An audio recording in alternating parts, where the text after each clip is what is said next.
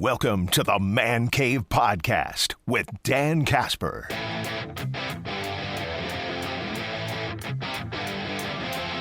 Packer question that I'm throwing out there here this morning.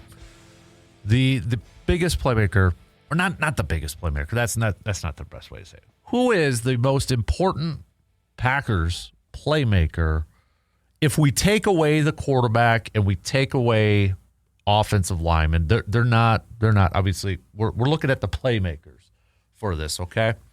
Because after Sunday night's game, Tucker Kraft, and rightfully so, is getting a lot more attention, a lot more, opening up a lot of eyes across the league, not just Green Bay world. I mean, Tucker was obviously loved, or a lot of Packers fans love him and such and that, but that was kind of a, I think if a lot of people didn't know who Tucker Kraft was across the league, that was a statement game. That was maybe a eye opener, like coming out sort of party here too. So, and then, after that game, reactions, and we had a few people saying, what's wrong with Josh Jacobs and such, and what's going on with the running game, and a little bit of a slow start to begin the season for Green Bay. So I want to throw out the question, who is, and to kind of take a step back, we also saw the return of Christian Watson, and something that we've talked about is like just how important Christian Watson is to this offense in terms of, and it not necessarily doesn't always show up in the box score or the stat sheets, but the Packers are able to do a lot of different things with him just being on the field. And that's not to say that he doesn't do anything either. I mean, he's a vital part to this offense. So I want to throw the question out there. Who do you think is the most important playmaker? Again, taking away the quarterback and offensive line, they're not eligible for this question. Okay? They're ineligible receivers right now. And I'm going to try to make the case for Tucker, Jacobs, they'll be the easier ones, Christian, Romeo, and I'll even throw in Matthew Golden into this one. Now, that's probably going to be the toughest one to try to make the case for, because rookie and, hasn't had that big game yet, like a Tucker Kraft has, or, that I think we're still kind of all waiting for Matthew Golden. I would throw Jaden Reed into this. He's on the injured reserve, but maybe for argument's sake, I can still put Jaden Reed in here. We'll see how it goes here. But I'll try to make the case for each of these players, and you guys can tell me how much of an idiot or how wrong I am. But then I'm going to make my pick. And yeah, it's going to be tough between a couple of them. I've been racking my brain back and forth on this since thinking about kind of this topic from last night and such. But let's start with the guy that is getting all the attention right now. And again, rightfully so. Let's talk about Tucker Kraft. Tucker Kraft, I mean, you look at the numbers just based off the numbers, the stats, and the statistics, and he's up there, 1, 2, top 3 in a lot of statistical categories for tight ends. Even if you want to lump them with receivers, top 10, top 15 and such. We know about the yards after catch. The guy's a beast. Tops in yards after catch from the tight end position. He is a playmaker on this offense. So far this year, 469 yards on 30 catches. He is averaging 15.6 yards per catch, 6 touchdowns already this year. He is also a very, very good blocker. I think one of the best overall tight ends in the National Football League right now. When you factor in his entire game, the offensive production that he's able to give, the blocking that he's able to do, he could play inline, in the slot. He could do multiple different things. I mean, for crying out loud, he even does quarterback sneaks, tight end sneaks. You're right. I mean, I think we saw one this year, but not as much as last year so far. He is an all-around solid really good tight end. He could do a lot of different things. You know, and I know there's been times where fans would like to see more, like to see this Packers offense feature him more. You know, is he the number one go-to target on this offense? You can make the case for that. You can easily make the case for that. In terms of the receiving department, he is up there with Romeo as the safety net, the go-to guy for Jordan Love within this offense. Right now, based off the first, almost nearly the first half of this season, it's between him and Romeo as that safety net, that go-to spot for Jordan Love when they need a play.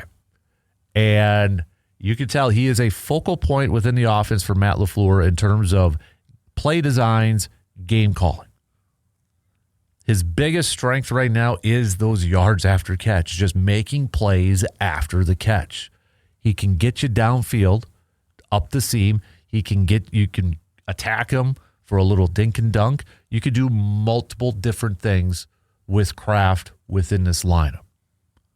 And considering, and maybe it's just because of opportunities, but we go back to the offseason, we go back to preseason, and there was a lot of Packers fans excited about, okay, Luke Musgrave this year, kind of maybe the under-the-radar, underrated player this year that's going to have a breakout year. And we really haven't seen that from Musgrave. And I think a lot of it is just due to opportunities and the fact that Tucker Kraft has been so dang awesome so far this year. So it could just be simple as that. And the reason I bring that up is because we haven't really seen this offense have to function for a long time without Tucker Kraft to kind of see the impact that is left there without a Tucker Kraft, and I don't want to see it. I don't want to see it. I mean, there's so many different positives you could pinpoint to number 85 right now and the impact that he has on this offense. Then you have Josh Jacobs. And Josh Jacobs, while he, yes, statistically this year is having a down season compared to his first year with the Packers last year. I mean, you could tell last year the offense was ran through Josh Jacobs. However, he is still a touchdown machine, second in the entire league for touchdowns. He's got 9 this year. He is tied for 5th with carries, 124 carries. Just 17th in the league in rushing yards, 447, 3.6 yards per carry. That's and this factors in everything, so don't get too wound up about this ranking, but that's 148th. That again there's guys with like a 1 carry and 15 yards, okay? So that factors in everything over there. So, yes, when you look at compared to the numbers that he had last year, they're down. Okay, they're down. I mean, last year for Green Bay, he finished with over 1,300 rushing yards, 15 touchdowns. He had an average of 4.4 yards per carry. Right now, his 3.6 is his second lowest of his career. 2023 when he had 3.5 yards per carry with the Raiders. However, 2 things. We know he's dealing with a little bit of a calf issue. I don't know. I still think even going back to that Pittsburgh game, it was still kind of an issue. I think they're trying to manage it, not trying to overdo it that much with Josh Jacobs. They want to preserve him. They want to make sure he's as healthy as possible. They don't have a bye week to help prepare in that. But there is no question when you look at teams and how they have prepared so far to go up against Green Bay, a big part of it has been trying to limit Josh Jacobs, trying to take him out of the game, trying to not let him take over a game. We have seen more of an emphasis on that this year than maybe what we did last year. And it makes sense because, you look at last year and you look at what Josh Jacobs did for this Packers offense. Now teams, especially at the beginning part of the year, when there's a lot more unscouted stuff, they're going to come in and prepare to stop Josh Jacobs based off what they saw last year. Now, maybe that's going to change, and maybe that's going to start to change. With the emergence of Tucker Kraft, or coming off that performance from Tucker Kraft. Now Christian Watson is back. Maybe we see Green Bay stretching the field even more. And they've been throwing deep this year, but maybe they're stretching the field more. Maybe they're getting the throwing or the passing game a little bit more involved. Maybe that takes that extra defender out of a box, and that opens up more opportunities for Josh Jacobs. I think that's going to be the case as we continue here. But Josh Jacobs, when you get to the red zone, it's like that guy has a knack for finding the end zone. It's like when you get down to the 5, to the 10, it's like give Jacobs a couple opportunities to punch it in. It's like that's where his extra gear, that's his other sense. He can just sense where that goal line is. This offense is still, even though his numbers may not be as great as they were right now as compared to where they were last year, he is still incredibly important. Sets the tone. I mean, if defenses are going to come in and still key on number 8, the trickle-down effect that it has with the rest of the offense is so incredibly important. I mean, you can still make the case, moving on to the next player, you could make a case for Romeo Doubs. He's not the flashiest wide receiver. Okay? He's not the big play. He's not going to get you like 100-yard games or anything like that. He's got 350 yards so far this season, 46th in the league. He's got 4 touchdowns, tied for 14th. So how the heck could he be the most important playmaker on this offense? Because of his connection and trust that Jordan Love has with him. How many of his catches, how many of his plays have come in big moments, crucial moments, drive extenders, got to have a play, need to pick up this down?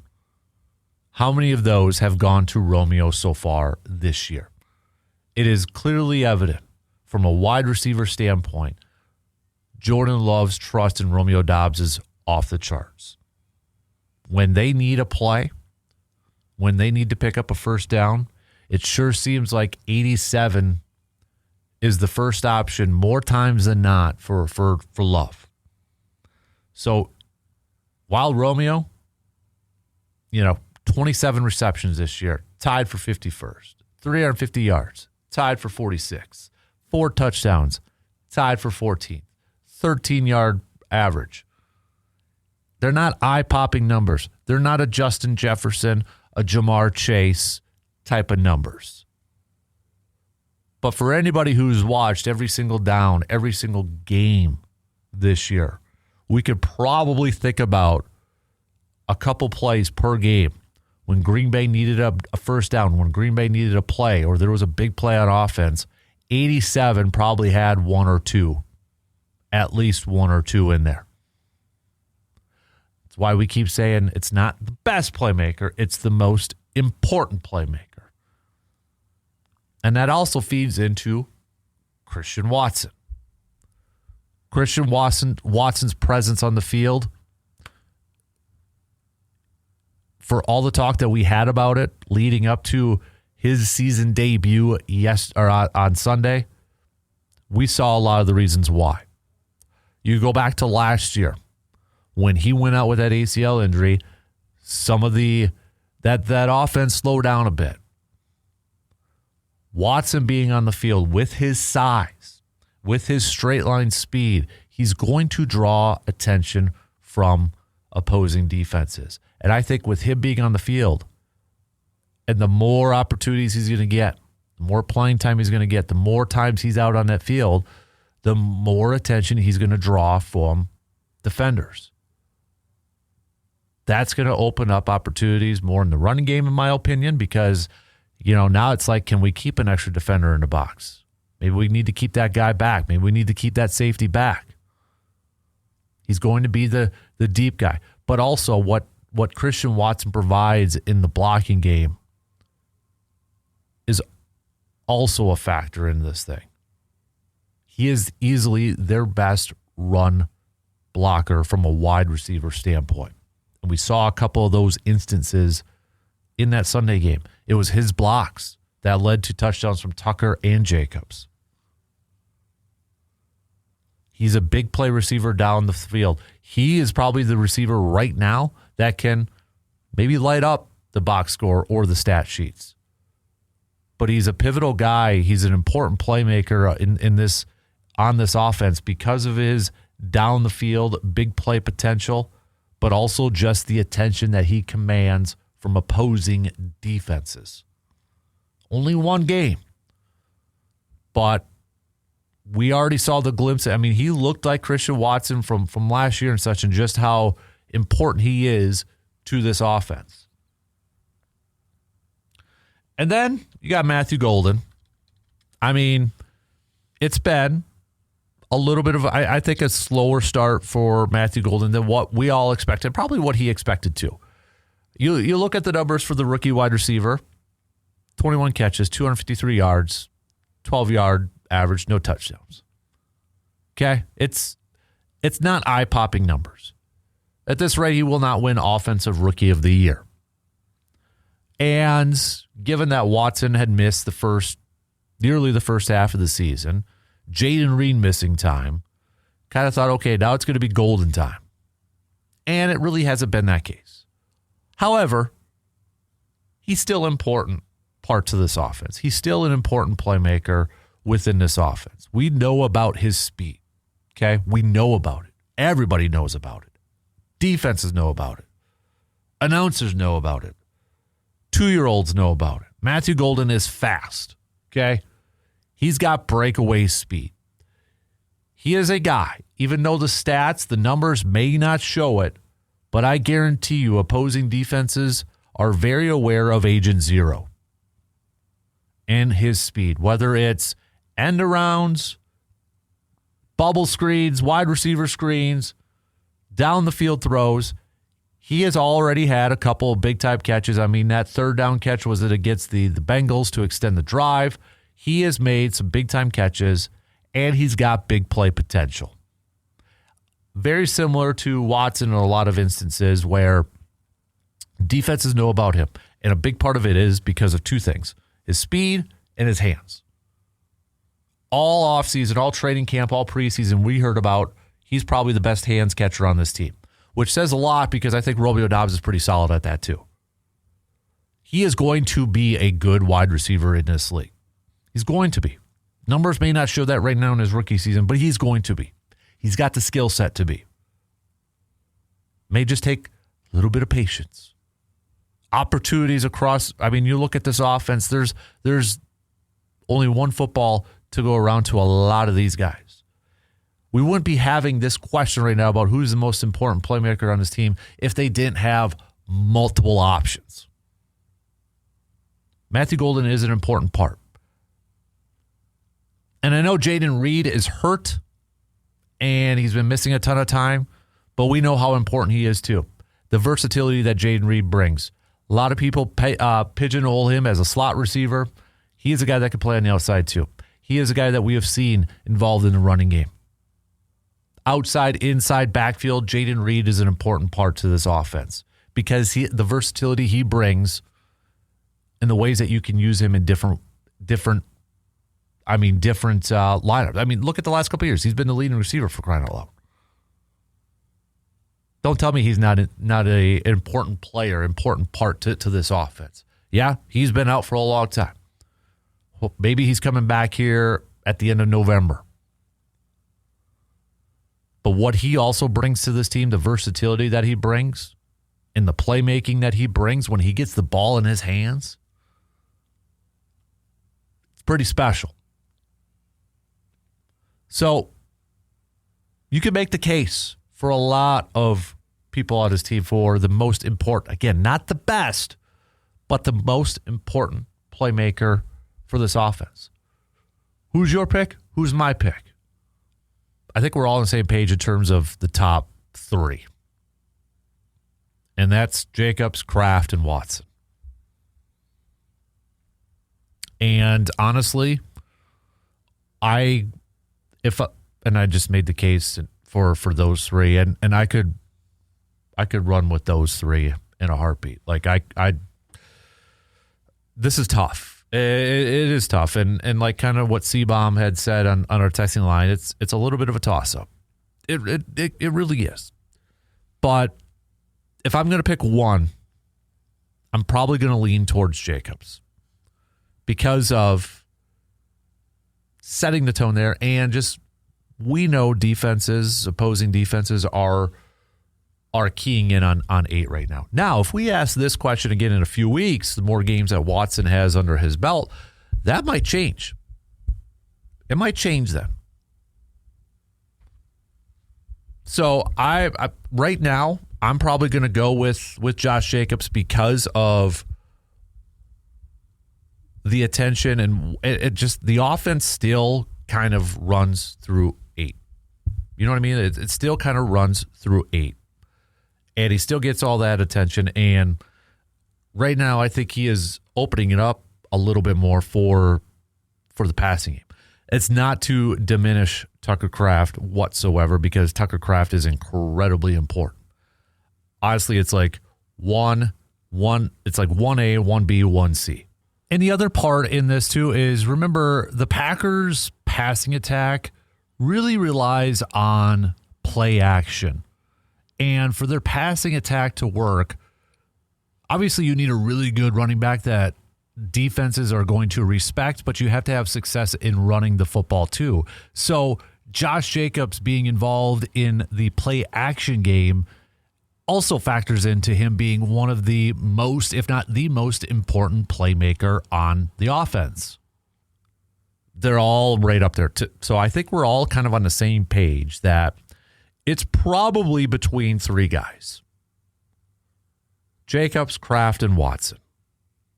Watson, because of the attention that he draws, because he is going to draw that extra attention on offense, open it up for other players. Josh Jacobs, because of defenses trying to stop him in the running game. Tucker Kraft, because of his yards after catch and his big playability coming from the tight end position. Tight ends create a lot of mismatches. You know, it's like, what do you do with Tucker? Do you put a linebacker on him where he can maybe outrun him? Do you put a corner safety on him where maybe he bulldozes over him? There's 3 guys that could give you 3 different ways to open up things on the offensive side. It's a tough question. And there's no right or wrong answer in this. But if I had to pick a guy right now, if I'm answering my own question, I'm probably going Jacobs, Watson, and Tucker Kraft are right there. So the NFL trade deadline is 1 week from one. How about this too? Even if you're not a Packers fan, or if you are a Packers fan, is there a trade? Is there a player? Is there a position group that you would like to see your team make a move for? So if you're a Bears fan, Hatch, who would you want your team to try to acquire? If you got a player, or if you have a position group that you feel like they need to try to get better at. If you're a Vikings fan, Brandon, who are you rolling with? What position group?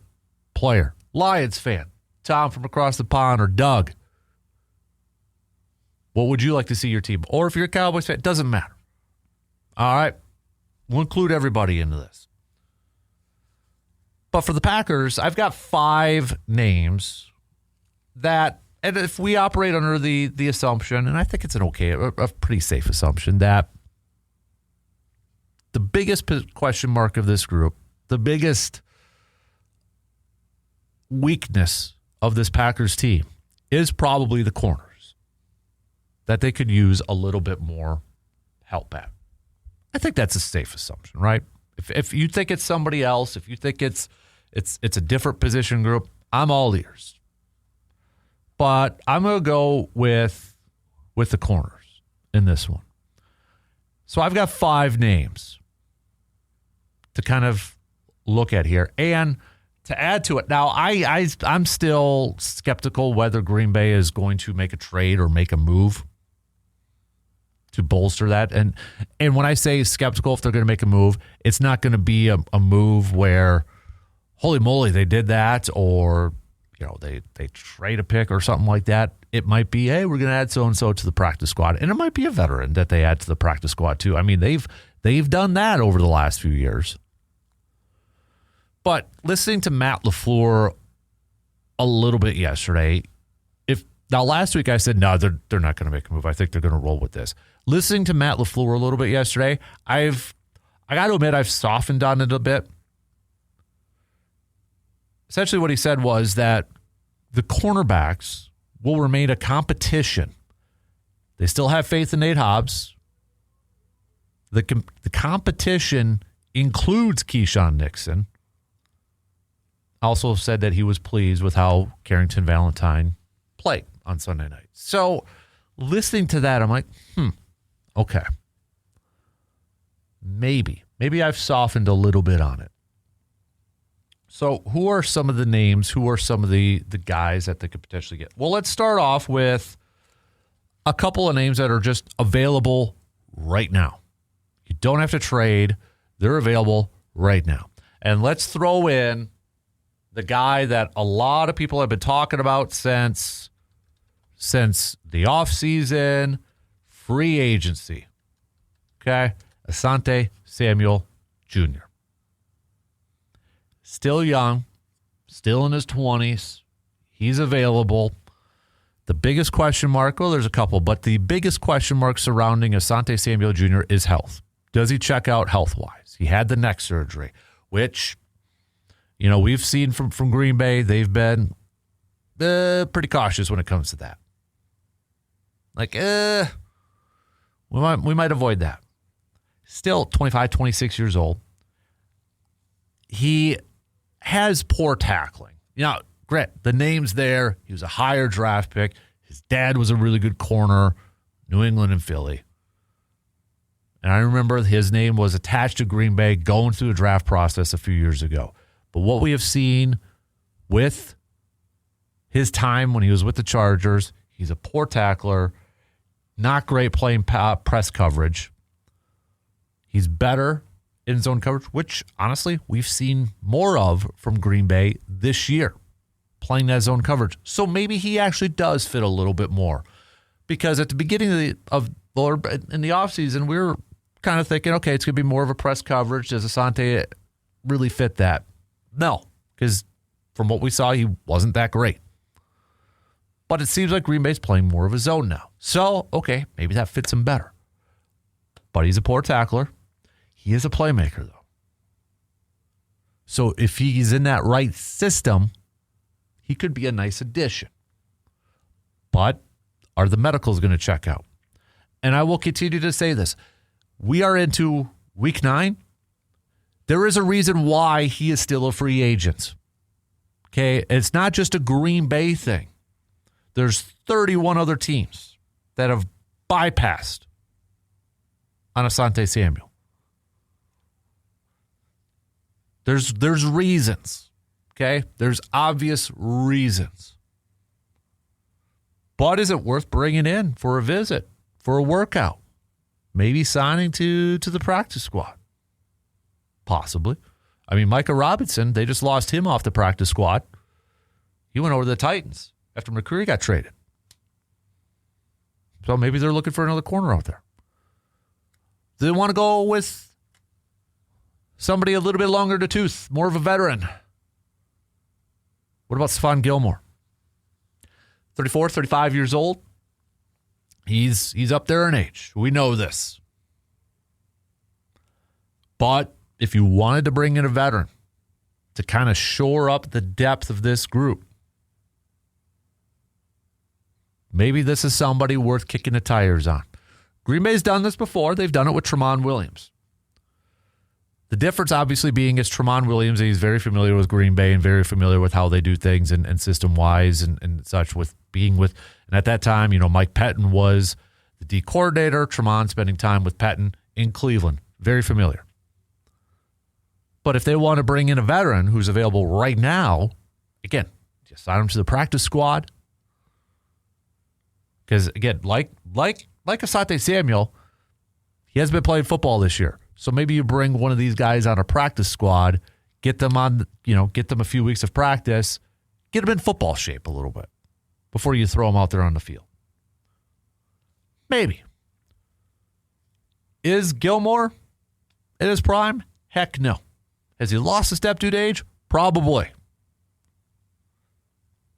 He was solid the last couple years, being a little bit older.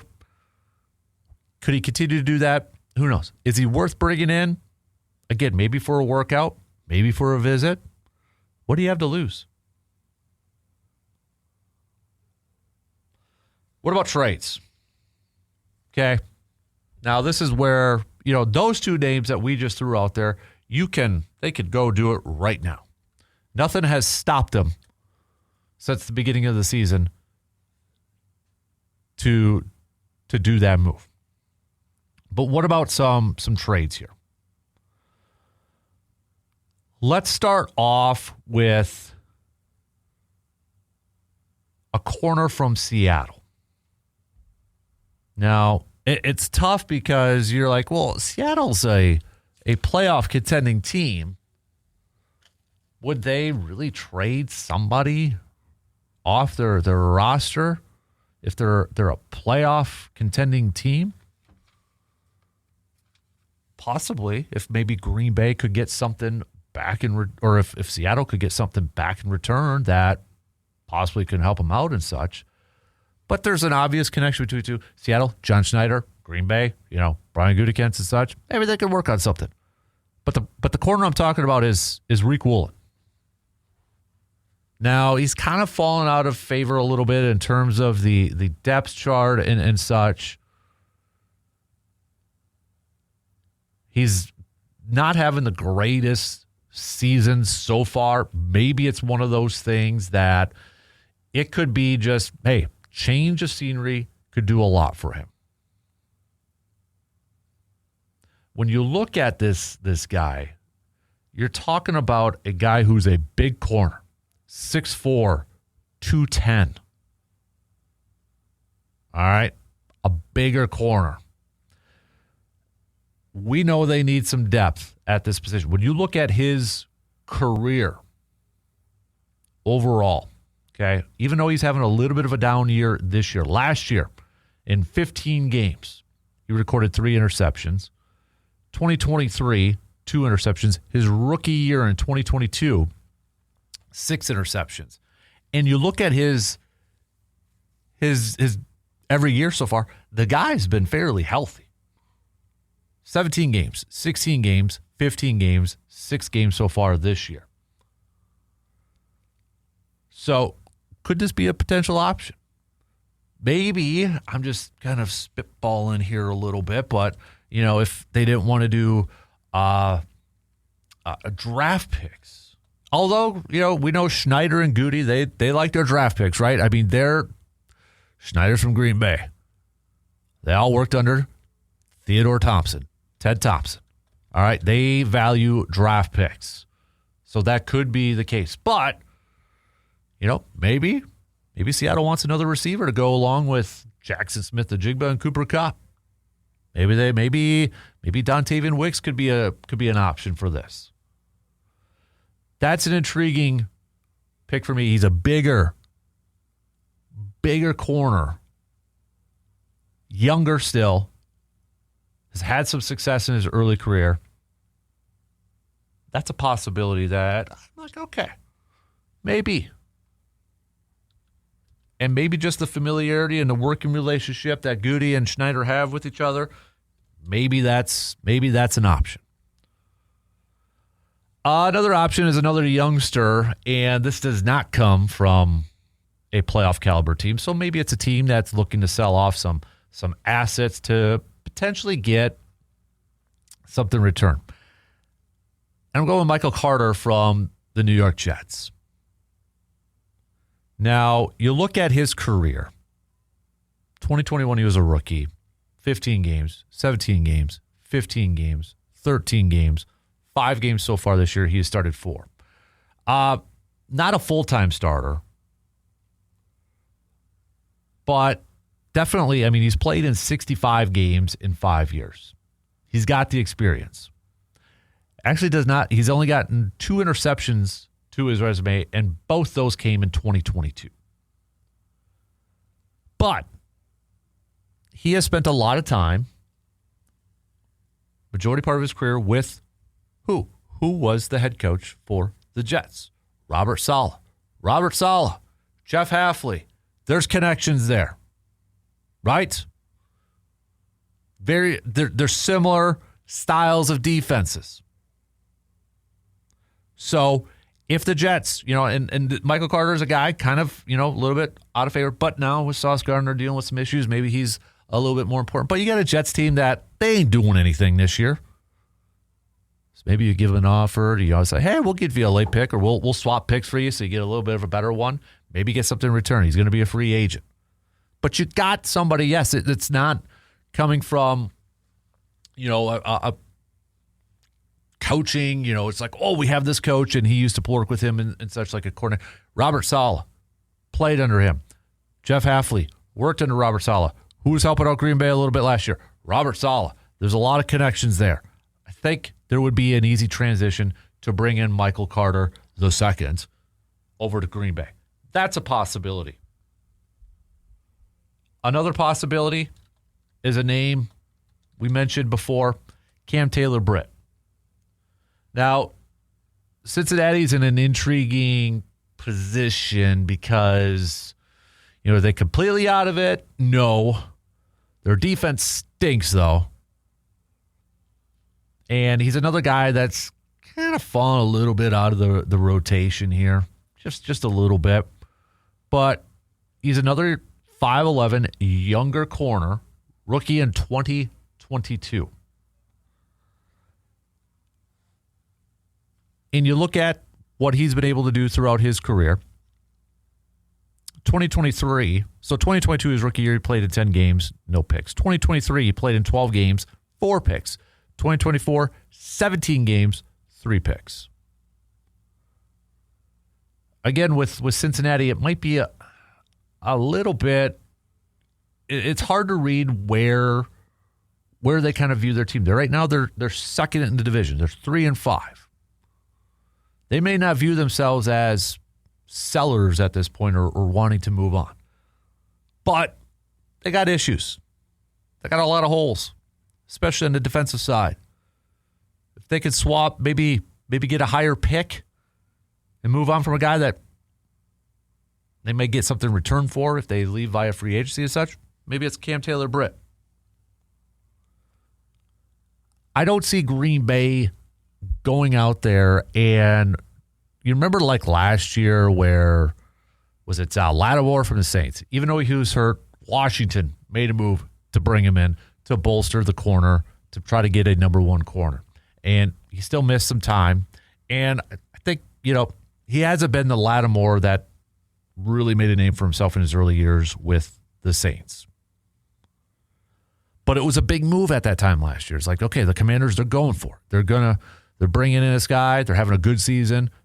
It was a big move. I don't see Green Bay doing a similar type of move. I could be wrong. But I look at within the division too, and they may have some competition for some corner services. I mean, Detroit's really banged up in that department.